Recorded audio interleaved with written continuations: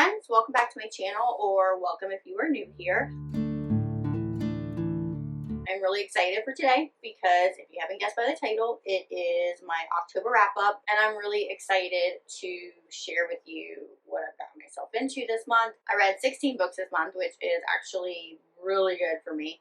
I was kind of trucking through the first half of the month. I typically am not I'm going to set out a TBR and completely follow it. However, I did want to do like a certain type of read for this month, which I've talked about quite a few times, but I put out a video about like all the forbidden reads that I wanted to read for October, which I can link in a card for you and also down below. I'm kind of proud of myself because I did stick to that list for the most part, but I did have books on there that like I really wanted to read.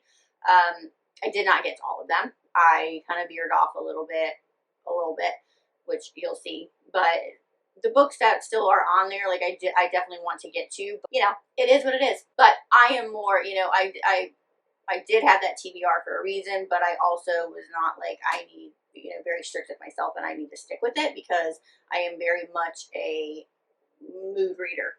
Like I want to read what I want to read in that moment. Otherwise, what's the point of reading? And I'm not going to give that book the attention that it deserves or the rating that it deserves if I'm just not into it. So without further ado, let's get into it because I'm really excited to share the books that I've read. And yeah, let's go. Okay, so I was really excited to start off the month because I was going to dive right into one of my favorite dark romance writers, which is Amo Jones, and I did such. I started with Antichrist. This is a dual POV. It follows Marikai and Nico. It's got a little bit of everything. It's got a little bit of mafia, motorcycle club. It's got abuse. It is a myriad of things, but if you have read Amo Jones, if you love Amo Jones like I do, like you know, like this is her MO. And in true Amo Jones fashion, just like most of the things that you read, you are in the dark and confused for like 85% of the book, which is what I think I love about her.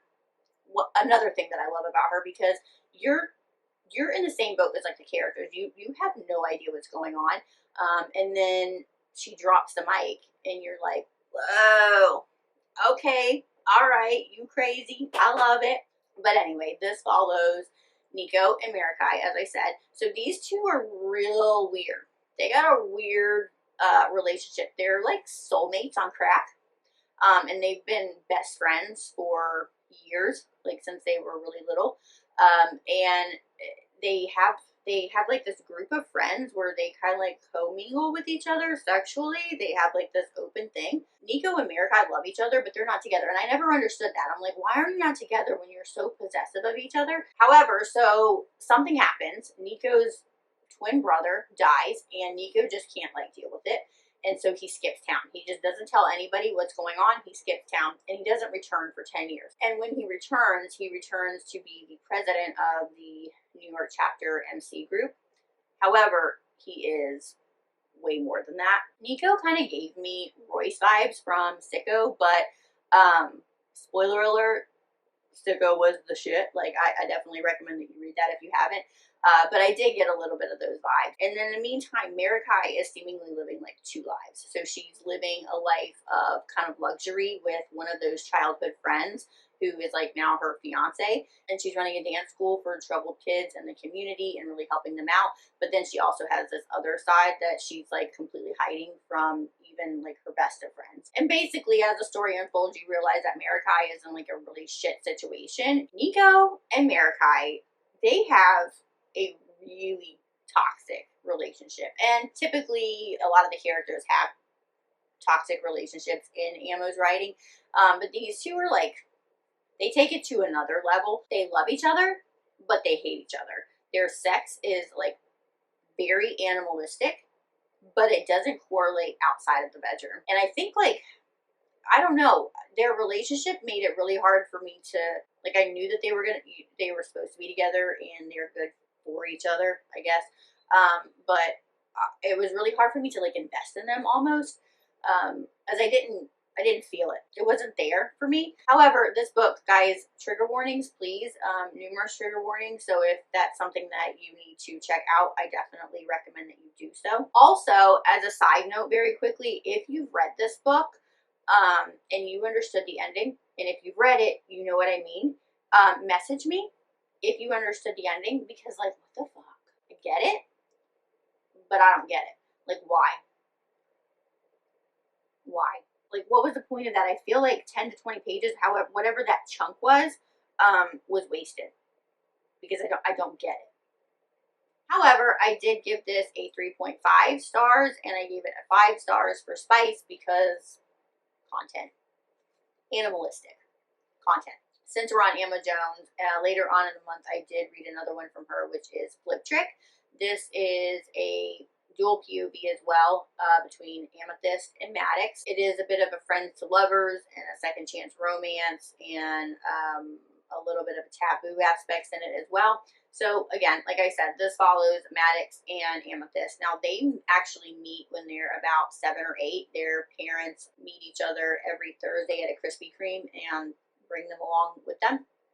Apparently they're having an affair in the Krispy Kreme, and so they start talking throughout the weeks that this happens, and they build a relationship with each other until one Thursday when everything just completely changes. Nobody shows up, and they don't ever see each other again. Cut to about 10 years later, and Amethyst is entering Columbia College, where she meets her roommate, who ends up becoming like her best friend almost immediately.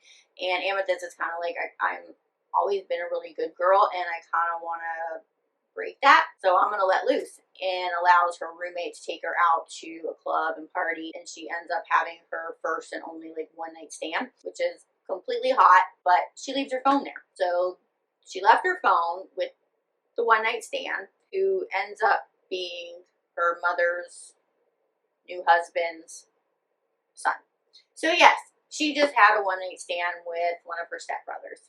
What I liked about this was unlike anything that I had read so far by Amo Jones, because I'm sitting here like reading going, my girl wrote a romance. Like, straight up, she wrote a romance. And I'm like, okay, I'm here for that, because here I am waiting for the second shoe to drop. Like, what's going, I mean, is he going to leave her? Is he going to be a dick to her? Like, what's going to happen? And that wasn't happening. But she did not disappoint. Come around, I don't know, 60%, 65% into the book, you get the true Amo darkness, and the shit hits the fan. These two, unlike the two from Antichrist, I felt this connection with them. These two go through it. Like, they go through the ringer with each other. It's very much a right person, wrong time, but it's unfortunately of their own making. Like, it didn't have to go this way, but you kind of made it this way. And then when you get the craziness that Amo can only bring, you know, that just adds to the story, which I really enjoyed it. I gave this a, what did I give this? I gave this a 4 stars, and I gave it a 4 stars for spice.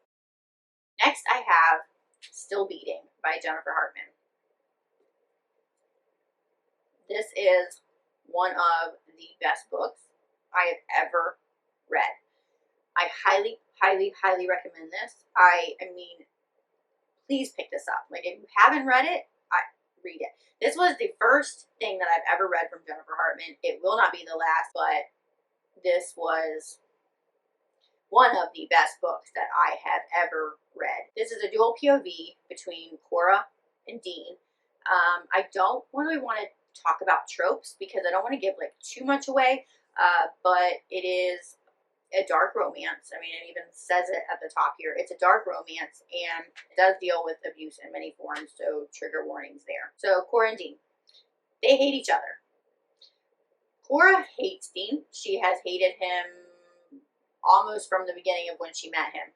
So Dean is set to marry Cora's sister, Mandy, in about a month, and they've known each other for about 15 years. I think Cora is like, what, like 28 or 29, so they're, you know, late 20s, and I think Dean is like 30 or 31, so they are a little bit older. This isn't like a teenage romance. But for 15 years, Cora and Dean have been at each other's throats, pranking each other, roasting each other at any chance that they get. So when the story starts, they're all at a local bar that they go to, and they're celebrating Mandy, Cora's sister, her 30th birthday, I think it is, 30th 30th or 31st, I can't remember. And Cora's wallet gets stolen. And as a last resort, she calls Dean to come and get her and take her home. Well, little did they know that that was going to change everything. They're stopped on the way home, and they are kidnapped by a serial killer who then chains and handcuffs them in his basement. And that I'm really struggling here because like this there are so many spoilers that I just don't want to give any spoilers. Like you have to read this book. You are in that basement with them, and I won't go into details, but you know shit goes down. You need to be in that basement so that you can understand like what they've gone through and then how their dynamic changes because they only have each other.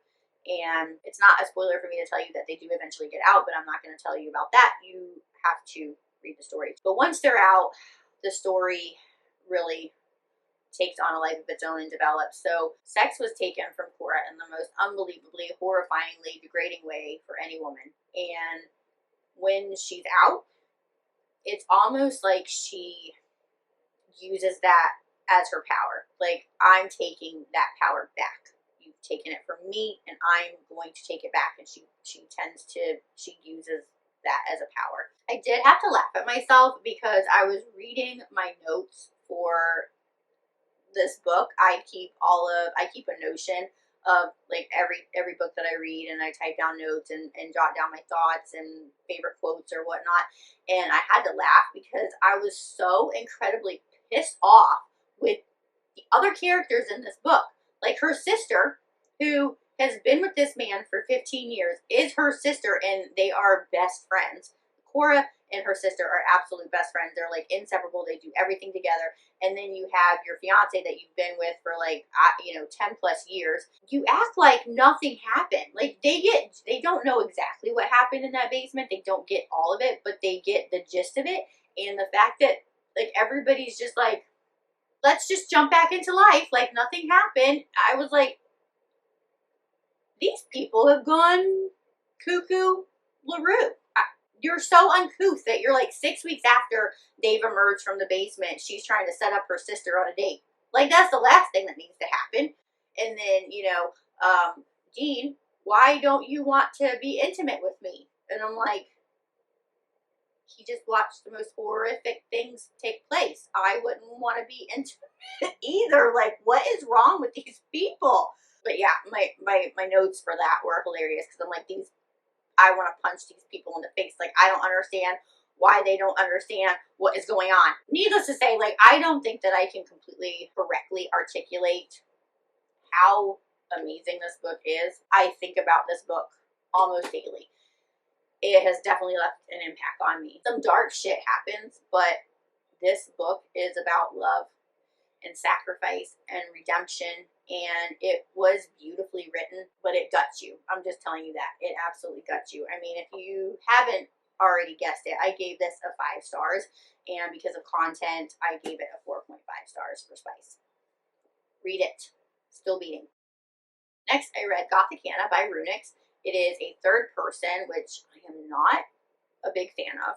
P.S. It is a teacher-student and a dark academia romance, and it follows Corvina and Vad. Corvina has just been accepted to Barrymore, which is a university that's not very well known and has like this big mystery surrounding it and a bunch of rumors because it is at the top of a mountain and it's very secluded, and so it's not really easy for like the townspeople to get to. So I mean, that's what happens.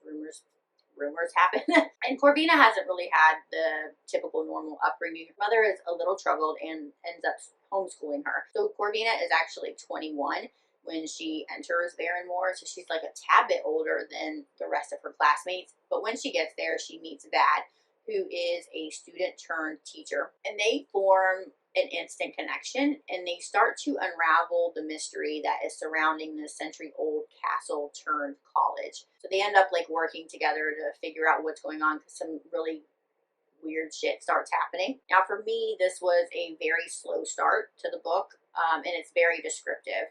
It's beautifully written, but like it is a little bit more descriptive than what I would have liked. And I'm like, I don't need all that. Like, let's keep going. But then around like the 45% mark, things start picking up. It gets a little bit more spicy, some creepy stuff starts happening, and the mystery starts to unfold. So it was really good. I ended up giving this a 4 stars, and I gave it a 3 stars for spice. Next, I read one of my fluffers for the month, which was The Perfect Marriage by Jeneva Rose. I think it was a dual POV. I'm almost positive. I can't remember the characters' names. I apologize. But basically, she's a very high-powered and successful lawyer, and he is a writer. He had like a best-selling novel, and then it kind of like fizzled out from there. So he's like kind of really struggling. They live in the city, but they have a lake house outside of the city, and he goes there a lot to write and to regroup and to just, you know, figure out what he wants to write, because she's always working and canceling plans with him at the last minute, and just work just seems to be more important.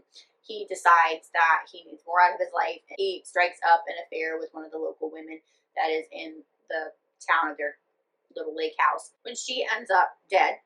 And it seems to be a murder, and all signs are pointing to him. He has nobody else to turn to but his wife, who is the high-powered, successful defense attorney. I wasn't a big fan of this one. It is a mystery thriller, and I mean, those used to be my jam. This was just it was a bit much. I wasn't like invested, because like the whole time I'm thinking, but why are you even married? Like, I don't understand how you two came together, really. I mean, like, why are you even together? I know why you were together, like, when you met in college, but why are you together? Like, I don't understand. So that was really hard for me to grasp. It wasn't my favorite. I mean, clearly, I can't even remember the names of these people, and I obviously did not care enough to write it down in my notes. But I did enjoy parts of it, and the big twist, I was like, okay, damn, but still, I don't get it. I ended up giving this a 3 stars, and I gave it a 1 star for spice. Okay, so after that last one, I needed a major pick-me-up and something to put me right back in the game, and I picked correctly, because I picked Lessons in Sin by Pam Godwin, and this book was freaking amazing. It is a teacher-student. It is an age gap. It is forbidden, and it is taboo AF. It follows Tinsley and Father Magnus. That's right. You heard it. Father Magnus. He's a priest. And it is the point of view of Tinsley. Now, before you at me for, you know, obvious reasons, if you haven't read the book, don't at me.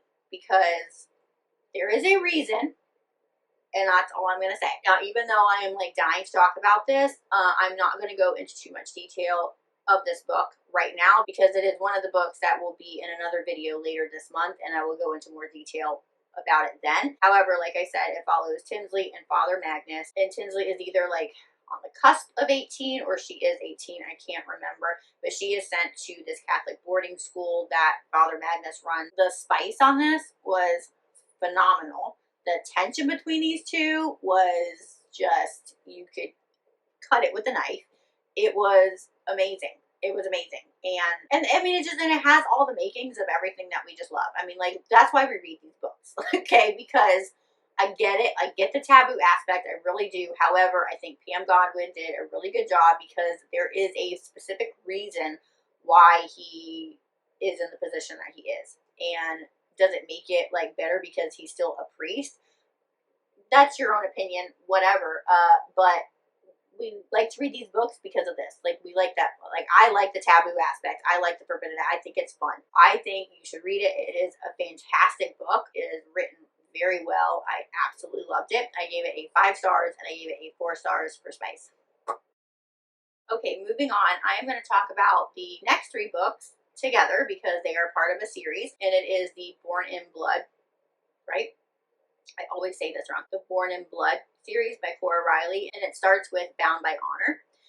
And I just talked about these in my last video, because I had read this book, and I said that I had just picked up the next 2 books because this one was amazing and I needed to continue the series. And then I did such, and then I read them, and now here we are. So the first 3 books in the series are Bound by Honor, and then you have Bound by Duty, and then you have Bound by Hatred. And they all follow different couples in the New York and the Chicago mafia outfits. So we have Bound by Honor, which is first. This follows Luca and Arya. This is told in the point of view of Arya. And I don't think that there's much of an age gap here. I think that there is about 4 years between Luca and Arya. Arya is betrothed to Luca when she is 15 years old by her father. And in this lifestyle, it is not uncommon at all for women to be in an arranged marriage. Their fathers typically make a deal, and that's how their husband is picked.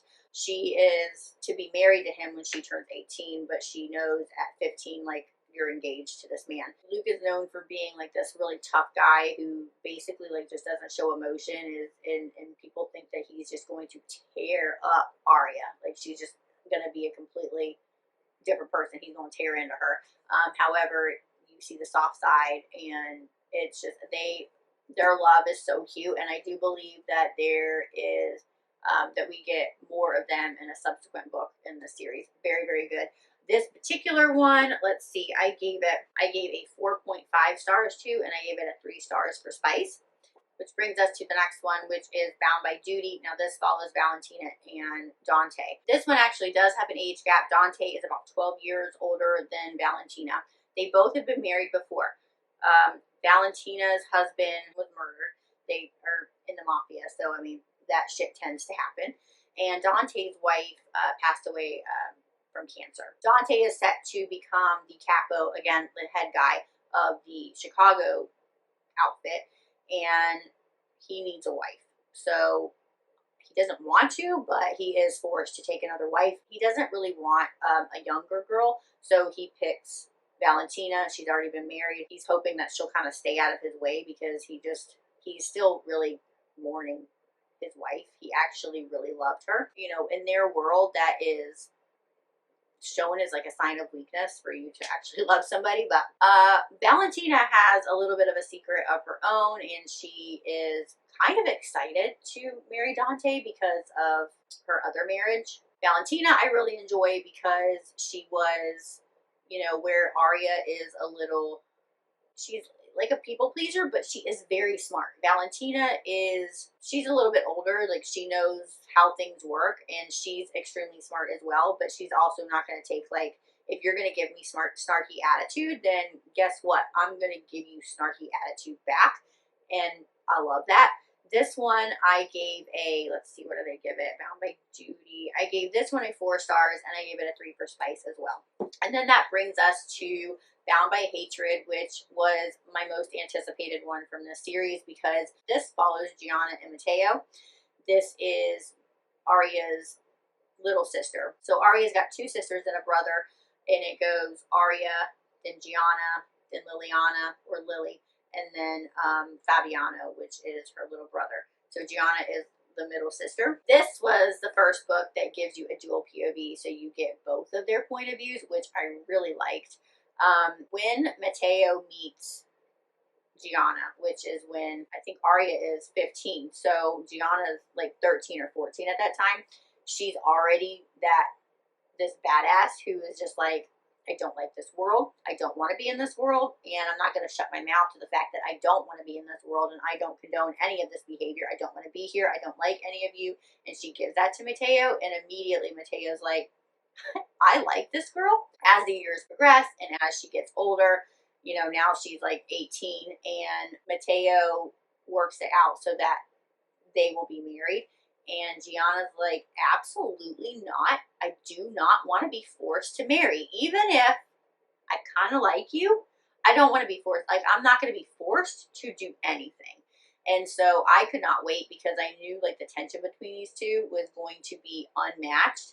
I could not wait for her snippy little attitude because, man, she gives it to him, and I loved it. They have a volatile relationship from the start. You can definitely see it in book 1 with Arya and Luca, and then it just intensifies from there because you get their backstory, and I was on the fence about Matteo until we got this story so that I could, you know, where you get a deep dive into his psyche anyway. But they are 2 peas in a pod, so it's like you put these 2 together and they're going to produce dynamite. Some shit is going to happen if these 2 are in the same room because they are very, I'm going to act now and think later. Those scenarios are kind of those are kind of funny, but I can't wait to continue this series. I do highly recommend the Born in Blood series if you haven't already gotten to any of these by Cora Reilly. Really good, really fast reads. They are the perfect spice. I mean, the perfect spice. The spice is really good. I really enjoyed each one. However, with Bound by what is this? However, with Bound by Hatred, I loved it so much. I gave it a 5 stars, and I gave it a 4 stars for spice. Next, I read Misbehaved by Charleigh Rose. This is a dual POV and a teacher-student romance, and it follows Remy and Pierce, or Mr. James. Now, I want to preface this by saying that I did enjoy this book. However, I may have liked it more if I had not just come off of Lessons in Sin. This was kind of like a watered down version of that, and it was not going to measure up to Lessons in Sin, but I did enjoy it. Like I said, this follows Remy. So she is from the bad part of town. Her mother has passed away. Her father is there but absent. He is a truck driver, so he is rarely home, and so she is with her stepbrother a lot, who is a bit older than her, but they have a very unhealthy relationship. He was like her caregiver and her her best friend growing up. She was always with him, but as she's gotten older and he's gotten older, he thinks that they're just going to end up together when she becomes of age. Like they're going to get married and stuff. So it's like really unhealthy, their relationship. But Remy is extremely smart, and she gets the chance to kind of prove that and see what she can make of herself. She is going in her senior year, and her dad has finally worked up enough money to send her to a really nice private school. And Remy is really excited because this is her chance to really see if she can make something of herself, because all she really wants to do is just get out of the town that she's in, get out of the situation she's in, and just make something of herself. So she starts school and she meets Mr. James, or Pierce, and Remy's not like most girls who are, like flirt or bat their eyes or like talk about what they want to do. Remy's very much, well, I'm just going to do what I want to do. So she's very open with the fact that she wants her teacher and basically throws herself at him. And I enjoyed this. I liked the chemistry between them. The spice was really good. The plot was decent. Honestly, now thinking about it, I probably would still have given it the same rating that I did, whether I had read Lessons in Sin or not. But I'm just telling you, like, if you want a good teacher-student romance that is, still forbidden and taboo, it is good, and I do recommend reading this one, but maybe read this one and then read Lessons in Sin. I don't know. However, I gave this a 3 stars, and I gave it a 3.5 for spice. Then I read Owned by the Badman by Hayley Faiman. This is a mafia romance. It's an arranged marriage. There's gaslighting. There is sexual abuse. You do get multiple POVs, but it is basically a duel between the main characters, Hayley and Maxim. Now, this is part of, I think, an 11-book series. I don't know what's going to happen in the future, but as of right now, I don't think that I will move on with the series. I will say, though, that I think that Hayley Faiman did depict more of the truer and real side of the mafia world than we typically see in other mafia romances, like the Born in Blood series or any of the other mafia books that I've read, just because those tend to, let's be honest, they tend to romanticize it a little bit, but that's not how the mafia really is. This was a little bit more, I feel, showed the truer side of that, because some shit does go down, but I just don't know how I really feel about this. This follows, like I said, Hayley and Maxim. Hayley is actually a ballerina, and she is a beautiful dancer, and that's actually how Maxim finds her. He went to a ballet and saw her, and immediately was like, I have to have her as a possession. Like, that's how he sees her, as a possession. Hayley has never made any decisions in her life. Her mother's not a nice person, and Hayley doesn't make any. I'm talking like the clothes that you wear, the shoes that you put on that day, anything that you eat, what you do as a career. Like, thank God she likes ballet and is good at ballet, because her mother was like, this is what you're doing. Like, you probably like the books that she reads too. Like she doesn't have any say in her life, the way that her room looks, anything. Probably like the music too that she listens to. So she goes from that into this other world. And in Maxim's defense, he basically is like, you're my wife now, so you can do all these things. And but the relationship between these two was, I just don't know. I don't like, there's insta love. And I can kind of see that because you go from like a world where you have no say to one where your husband is now giving you a lot of leeway that you've never had before. That's like a big shiny ball set in front of you, really. And so like Stockholm syndrome is what, like that crossed my mind a few times. It's just yeah, so it was like there was insta lovey there because she's like immediately drawn to him and loves him because he's given her this thing that she's never had before. But I don't know how I feel about this. I feel like it was way longer than it needed to be. It was I mean, it was good. I ended up giving it a 3 stars and I gave it a 4 stars for spice. Next, I read another one that I was highly anticipating, which is the first book in the Fallen Men MC series by Gianna Darling, and it is Lessons in Corruption. This is an age gap. It's a teacher-student romance. It's, of course, MC Club. This follows Cressida and King, and it is told in the POV of Cressida. Now, I said that it was a teacher-student romance, but the thing that I liked is that the twist here is that King is the student and Cressida is the teacher. So we have like a little reverse swap of what we normally see. Really enjoyed this one, but I kept having to remind myself that King is only 18 years old because he's just so much more mature than even Cressida, which is to be expected because Cressida from like basically birth was groomed by her mother and their neighbor / their best friends to marry this man who is 18 years her senior when she turns 18.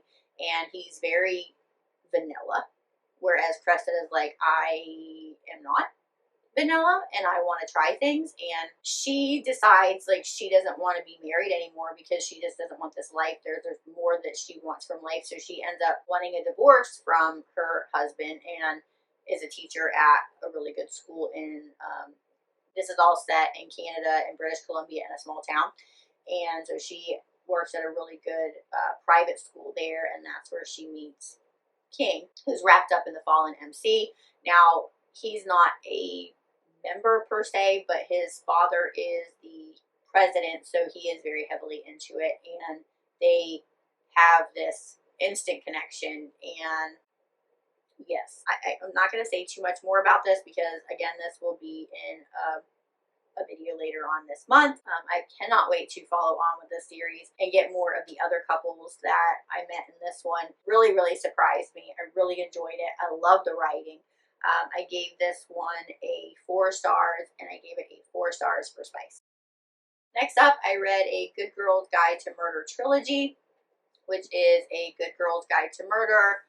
Then you have Good Girl, Bad Blood, and then the third one, which is As Good as Dead. I don't have the physical copy with me. All right, so this whole series, it's a YA mystery thriller. They're all told in the third person, and it all centers around Pippa or Pip. So Pip is basically like a true crime guru. And she's extremely smart. It starts off with she's in her senior year, and as every senior in her school has to do a project, and she wants to do her project about a murder that happened in their small town about 5 years ago. So we have Sal, who murdered his high school girlfriend, Andy, and nobody has ever been found, and then he killed himself. Things just don't add up for Pip. Pip's like, nope, I don't think that happened. Like, I knew of Sal. I've met him because he was really good friends with my best friend's sister, and he was just always so nice, and I just don't see him doing that, so I'm going to investigate it. Well, she gets herself knee-deep into this mystery and starts unfolding a bunch of stuff, and basically, like, shows up the local cops, ends up solving this mystery because what everybody thinks happened did not happen. And then it comes to book 2, which is Good Girl, Bad Blood. In Good Girl, Bad Blood, we find Pip has just finished the first season of her new podcast, which is A Good Girl's Guide to Murder, where she talks about everything that happened in the first book. And not everybody in town is exceptionally happy with Pip, but she's gotten a lot of recognition for it. In the first one, she gets a little obsessive, and she realizes that this is probably not the way that I should go. So in the second one, we find her where something has happened, like somebody that she knows has disappeared, and her friend and his family have begged her to kind of investigate because the police, again, like, won't do anything. Pip is adamant that she doesn't want to do it because she doesn't want to get sucked into how she was in the first one, but she reluctantly does it, and she goes to solve this case. And then she gets further and deeper into it, and then we get to the third one, which is Pip is unhinged. Like, this girl, she's unhinged. She's way more obsessive than she ever was. Some shit happened in the second one, and she's not dealing with that very well, so she deals with it in not the right way. And her warped thinking is that I need to make it right, and the way that I can make it right is to find something that's not morally gray, that is completely black and white. I need to find good, and I need to find bad. I can't find anything in the middle. I need to find something. So I'm going to solve one more case, and then everything will be right in the world. And this completely took a turn. I see why people really, really, really enjoyed this. I love true crime. I love true crime documentaries. I love true crime podcasts. I listen to them all the time. However, I had a little bit of a problem with the series. Major thing being, the first one, fine. As a YA, fine. The second and the third ones, I don't think that they should be marketed as YA. They're marketed for ages of 12 to 17, and I don't think that should be the case. Maybe new adult. Like, am I that naive to think that kids these days don't partake in the shit that goes down in these books? No, I'm not. But I don't think that it should be marketed to kids in this age range, especially 12 and 13-year-olds, because there is, Pip doesn't go about some things the right way, and it like really irked me. First off, her inner monologue drove me up a wall. Like, stop talking about what you want to do and what you should do and what you need to do, and just do it. Also, you went and talked to a therapist after events that happened in book 2, but you didn't continue with it. And girl, you unhinged, and you a little cuckoo. You need to continue that. You need to find a way to cope with what you're doing, because you're like seeing things that aren't there. You're hearing things that aren't there. You're self-medicating the wrong way. You're lying to your friends, you're lying to your parents, you're lying to your boyfriend. Now you're inserting yourself into something that is potentially very, very dangerous. And then the big twist that happens in 3, which I'm not going to spoil it for you. If you read it, you understand. But like, this should not be marketed to 12-year-olds is all I'm going to say. I did enjoy these books. The premise of the books was really good. The plot, the mystery. Like, I really enjoyed the mystery. I could have done without the crazy. I could have done without that inner monologue, because so many times I kept saying, okay, shut up and just do it. I do believe that I am of the unpopular opinion of not fangirling out with these books, which is really sad, but that is what it is. Now, these are YA, so there's no spice in them. However, I did enjoy the first one immensely. I enjoyed this one. I gave this one a 4 stars. Then I gave the second one a 3 stars. I do feel like this one kind of fell a little short. It's like, to me, this one was more boring, but I needed to get through it, and I wanted to get through it to figure out what was going on. And then the third one, which is As Good as Dead, I gave a 3.52. Then we come to my final book, and the book that I finished was Ricochet by Krista and Becca Ritchie. I've been trying to get through this for quite some time. This is the second book in the Addicted series, which is a part of the Addicted Calloway series, which, I mean, if you read books, then I mean, you've heard of this one. This series, I don't know. I've heard so many good things about this, and I've heard that, like, I mean, people are obsessed with the Cora 6. So I was like, I have to read this. This is right up my alley. This is going to be like my new favorite series. So I picked up Addicted, which is the first book in the series. And I was really like baffled at why people like this so much. because, oh my God. However, I am like holding on to this hope that things are going to turn around, and I'm absolutely going to love this series because I do like the side characters right now, which will become, they'll have their own books, but I do like them. So then I got Ricochet, and it took me a while to get through it, but I finally got through it, and I'm really proud of myself for getting through it. So this follows Lily. It is told in the point of view of Lily as well as Ricochet, and it follows her and her boyfriend Lo. They are pretending to be together to hide their addictions. Her boyfriend Lo is an alcoholic, and an extremely functioning alcoholic. Like, I mean, boy's been drinking since he was like out the womb almost, and is just the biggest alcoholic. Where Lily is a sex addict, and I couldn't deal with her. Like, she drove me up a wall in this book. I started this book in August, and I just finished it. Like, I just couldn't get through it. However, I will say, when she finds and starts going to a therapist, things start to turn around. I'm like, okay, I can kind of deal with this a little bit. I think it's going to get better. I can see where Lily has all this opportunity for character development and to completely become this person that I will love. But I'm just saying, it's just hard for me to get, it's been very hard for me to get through these two books, but I'm going to continue. Like, typically I would just be like, I'm not going to read this anymore, but like, something keeps pushing me to do it. Like, I think that I'm going to be pleasantly surprised, and at some point I'm going to be like, hey guys, remember when I was like, this bitch drove me fucking crazy? I love her now. Like, I really do feel like that's what's going to happen. So I'm continuing with the series, and I knew that I was. It's just taken me a little bit to get through it. Ricochet, I gave a 3.5 stars to, and I gave a 3 stars for Spice. So my top 5 for the month, I have Still Beating, Lessons in Sin, Bound by Hatred, Bound by Honor, and Lessons in Corruption. My most surprising read was Still Beating, because I wanted to go into that one blindly, and my God, it did not disappoint. And yes, my biggest letdown is going to be the Good Girl's Guide to Murder trilogy. Maybe it was just too hyped up for me. I don't know. I did enjoy them, but I'm glad it's over. I mean, my opinion. I'm glad it's over. All right, so we got that out of the way. Let's talk about books that we want to get to in November. I have a few books that I want to finish for a rec video that I want to put out towards the end of the month. So I need to get to those.